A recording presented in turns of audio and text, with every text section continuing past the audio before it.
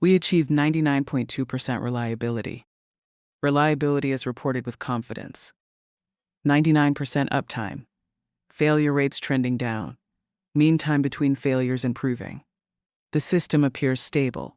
The numbers are strong. And strong numbers end discussion. Reliability is measurable. It produces percentages. It produces dashboards. It produces improvement curves. Management understands percentages. Reports become defensible. Nothing here is inaccurate. Which is why the metric becomes trusted. Reliability is measured per component. Pump reliability, valve reliability, controller reliability. Each survives independently, but systems do not fail independently. They fail at interaction. Control interaction, thermal drift, flow coupling, load transients.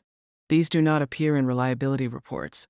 The pump survives, the valve survives, the controller survives, yet the system oscillates, performance degrades. Stability narrows, operators compensate. Nothing is broken, but the system is no longer steady. Reliability did not prevent instability, because reliability measures survival, not behavior. Maintains owns reliability. Design owns specification. Operations owns uptime. Each function protects its metric, but interaction stability belongs to no department. There is no dashboard for coupling, no KPI for margin interaction, no report for emerging instability. So the system drifts. Unmeasured, high reliability can hide rising fragility. The components are strong. The interactions are tightening. The metrics improve. The system becomes more sensitive.